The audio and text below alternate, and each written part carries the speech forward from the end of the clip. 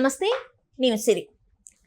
మంత్రి లోకేష్ గారు నూజివీడులో అశోక్ లేలాండ్ ప్రారంభోత్సవానికి వెళ్ళిన సందర్భంలో అక్కడ జూనియర్ ఎన్టీఆర్ ఫ్యాన్స్ అయితే కొంతమంది నారా లోకేష్ గారిని జూనియర్ ఎన్టీఆర్ ఫ్లెక్స్ని పట్టుకోవాలని చెప్పి కోరగా అక్కడ వాళ్ళని ఉత్సాహపరచడానికి అయితే మంత్రి లోకేష్ గారు అయితే అంటే ఏవైతే ఫ్లెక్స్లు ఉన్నాయో జూనియర్ ఎన్టీఆర్ గారిని పట్టుకొని అయితే వాళ్ళని ఉత్సాహపరిచారు. సో దీని మీద స్పందించడానికి మనతో పాటు ఉన్నారు ప్రముఖ సీనియర్ జర్నలిస్ట్ దుర్గా కుమార్ గారు. నమస్కారం సార్. నమస్కారం మసిరి, మన వీక్షకులకు. సార్, ఇప్పుడు చూస్తుంటే లోకేష్ గారు సో నూజివీడులో అశోక్ లేలాండ్ ఏదైతే ఉందో అది ప్రారంభోత్సవానికి వెళ్ళినప్పుడు అక్కడ కొంతమంది జూనియర్ ఎన్టీఆర్ గారి ఫ్యాన్స్ ఏవైతే ఫ్లెక్సీలు ఉన్నాయో జూనియర్ ఎన్టీఆర్ గారిని అవి పట్టుకోవాలని చెప్పేసి లోకేష్ గారిని కోరితే వెంటనే వాళ్ళని కాదనకుండా ఆ ఫ్యాన్స్ కోరికని వాళ్ళని ఉత్సాహపరచడానికి లోకేష్ గారు ఏదైతే చేశారో దీంతో జూనియర్ ఎన్టీఆర్ గారికి ఇంకా వీళ్ళకి ఉన్న ఏవో విభేదాలు ఉన్నాయి, లేకపోతే వీళ్ళు పడదు అని అన్నదానికి చెక్ పెట్టే అవకాశం ఉందంటారా?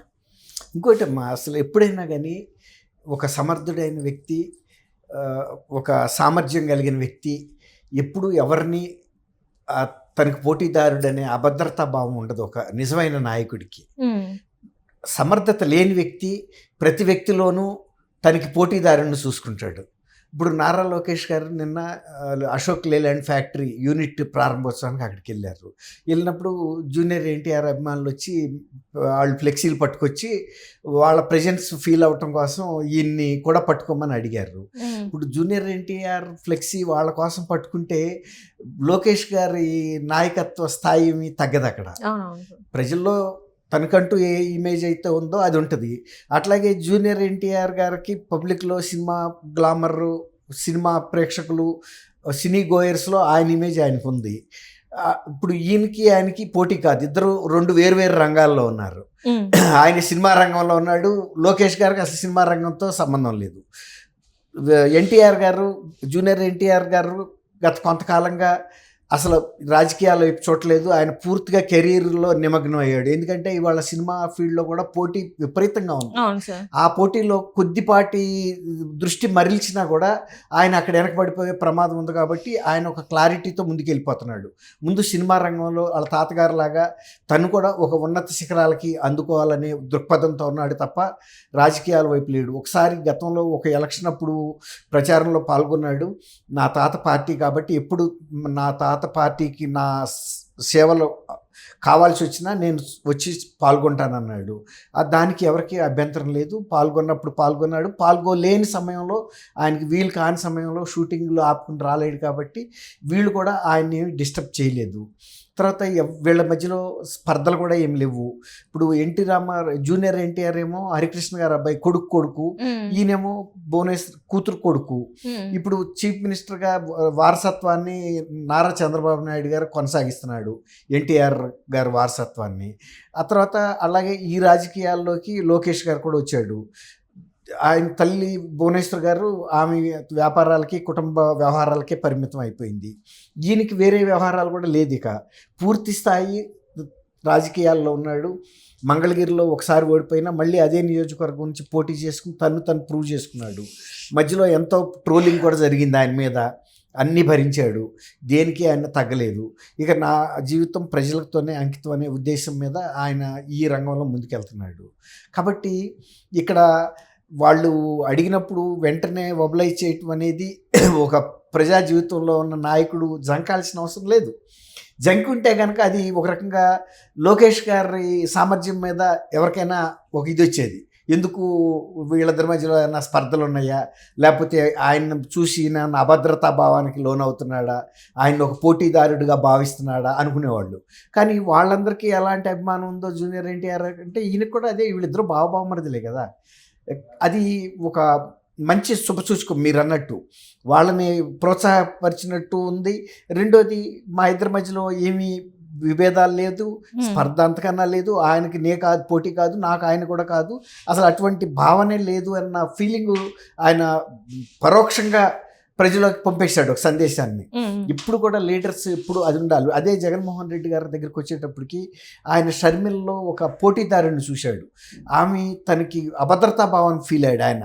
ఈమె గనక ఎమ్మెల్సీ అయినా, ఎమ్మెల్యే అయినా, ఎంపీ అయినా నాకు పోటీగా ఉంటుంది కాబట్టి పార్టీలో ఆ పార్టీకి ఎలక్షన్ ముందు ఈయన ముఖ్యమంత్రి అవడానికి ఆమె ఎంత సహకరించినా, ఎంత పెద్ద పాదయాత్ర చేసినా పార్టీలో ఆమెని చిన్న పదవిలో కూడా తీసుకురావడానికి ఇష్టపడలేదు, బహిరంగంగా ఆమెను ఎక్స్పోజ్ చేయడానికి కూడా ఇష్టపడలేదు. కానీ అదే నిన్న అంత సభలో గ్యాదరింగ్లో పట్టుకోగానే పట్టుకోమన్నాడు అంటే ఆయనకు అటువంటి భయాలు, అభద్రత లేదనే కదా. ఎప్పుడైనా నాయకుడు ఒక లక్షణాలు కనపడేది ఇలాంటి సందర్భాల్లోనే. వాళ్ళల్లో తెలియని అభద్రతా భావం ఉంటే వాళ్ళు జంకుతారు కొన్ని పనులు చేయాలంటే. ఇప్పుడు ఆయన షర్మిలని కొంచెం ప్రొజెక్ట్ చేయటానికి కూడా ఎక్కడా ఇష్టపడలేదు. తర్వాత తల్లి గౌరవాధ్యక్షురాల పదవిలో ఉంటే కూడా అది కూడా ఓడగొట్టే వరకు కూడా ఆయనకు నిద్రపోలేదు. అట్లాంటి అభద్రతా భావం ఉండే నాయకులు చేసే పనులకి ఎవరికైతే ఒక ధీమా ఉంటుందో, ఆత్మవిశ్వాసం ఉంటుందో, నాయకులు నాకెవరో పోటీ కాదు, నేనెవరికి పోటీ కాదు, నా పందాన్ని నేను వెళ్ళిపోతాను, నాకు ప్రజల్లో ఉండే బలం ఏదో నాకు ఉంటుంది, అట్లా ఒక విశ్వాసం ఉండే నాయకుడు ప్రవర్తించిన తీరుగా పరిపక్వతతో లోకేష్ గారు ప్రవర్తించడం అనేది చాలా అభినందనీయం. అది వాళ్ళకు కూడా సాటిస్ఫై అయింది, వాళ్ళ ఈగో. ఇప్పుడు జూనియర్ ఎన్టీఆర్ అభిమానులు ఎవరైతే అక్కడికి వచ్చారో వాళ్ళు రాజకీయ కార్యకర్తలు కాదు, వాళ్ళు సినిమా అభిమానులు. ఈయన వస్తున్నాడు కాబట్టి వాళ్ళు కూడా వచ్చారు, అదొక పబ్లిక్ ఈవెంట్. వాళ్ళు పార్టిసిపేట్ చేసి వాళ్ళ అభిమానాన్ని చూపించదలుచుకున్నారు ఫ్లెక్సీల రూపంలో తీసుకొచ్చి. చిన్న ప్లకార్డ్స్, ఫ్లెక్సీలు అని కూడా అనకూడదు, ప్లకార్డ్స్. ఆ ప్లకార్డ్ పట్టుకోమన్నాడు కాబట్టి పట్టుకున్నాడు, తప్పే ఉంది. అట్లాగే ఎవరన్నా అటువంటి అభిమానులు ఇంకో సినిమా హీరోలకి అభిమానులు కూడా ఇంకెక్కడన్నా రేపు వచ్చినప్పుడు కూడా సభలోకి వచ్చారు కాబట్టి, ఇప్పుడు లొకేషన్ చూడటానికే కదా వాళ్ళు అక్కడికి వచ్చింది, లేకపోతే అసలు అక్కడికి రావాల్సిన అవసరం ఏముంది వాళ్ళకి? లొకేషన్ మీద కూడా వాళ్ళకి అభిమానం ఉంది, అందుకే వాళ్ళు లొకేషన్ అభిమానులుగా చూడటానికి వచ్చారు.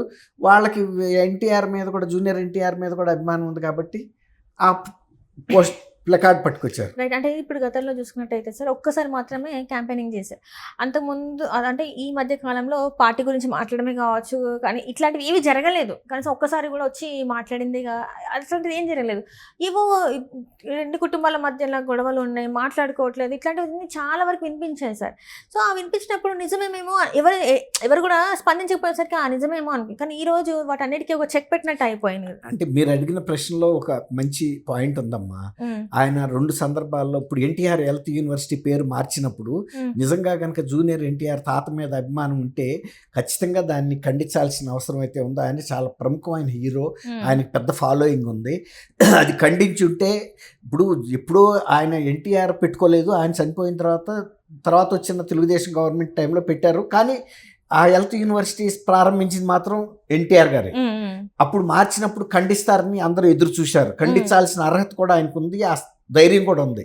కానీ ఆయన మౌనం వహిస్తూ చాలా మంది ఎన్టీఆర్ కుటుంబ అభిమానులకి నొచ్చుకున్నారు. రెండోది భువనేశ్వర్ గారిని వంశీ అసెంబ్లీలో ఆ విధంగా మాట్లాడినప్పుడు దాన్ని ఖండిస్తారని అందరూ అనుకున్నారు. ఎందుకంటే ఒక మహిళని, అందులో మేనత్తని అంత తీవ్రమైన పదజాలంతో, వంశీ అంటే ఒక రకంగా కొడాలి నాని కానీ వంశీ కానీ ఎన్టీఆర్కి క్లోజ్ అని చెప్తారు. మరి అలాంటప్పుడు ఖండిస్తాడని అనుకున్నారు. ఒక మహిళగా తను ఒక ప్రముఖమైన సినీ హీరోగా ఖండించాల్సిన సందర్భం అది, కానీ ఖండించలేదు. ఖండించకపోయినా ఎవరు వీళ్ళ కుటుంబం నుంచి అడగలను నువ్వు ఖండించు అని. ప్రజలు ఎవరైతే తెలుగుదేశం అభిమానులు ఉన్నారో వాళ్ళు ఫీల్ అయ్యారు. అట్లా కొన్ని సందర్భాల్లో అవసరం ఉన్న సాటి కూడా ఈయన స్పందించలా. అది వ్యూహాత్మకంగా స్పందించలేదా, లేకపోతే ఆయన జగన్మోహన్ రెడ్డితో ఆయనకున్న సన్నిహితత్వం వలనో, లేకపోతే ఫ్యూచర్లో కూడా జగన్మోహన్ రెడ్డి చీఫ్ మినిస్టర్గా కొనసాగుతాడు కాబట్టి ఆయనతో నాకు ఎందుకు వైరం అనుకున్నాడా తెలీదు. అది ఎప్పుడు కూడా ఆయన బయటకు వచ్చి ప్రకటన అయితే చేయలేదు దాని మీద. కాబట్టి మనం కూడా ఊహించి ఊహాగానాలతో చెప్పడం కూడా కరెక్ట్ కాదు, కుటుంబంలో అంతర్గత వ్యవహారం కాబట్టి. అదే మళ్ళీ ఆయన చంద్రబాబు నాయుడు గారు గెలిచినప్పుడు మాత్రం వెళ్ళైతే అభినందించాడు, గెలిచినప్పుడు. మరి అది ఆయన వ్యక్తిత్వానికి సంబంధించిన అంశం, అది ప్రజలు నిర్ణయించుకోవాలి. Right right. Thank you so much. Thank you Shri. మన వీక్షకులు కూడా నమస్కారం.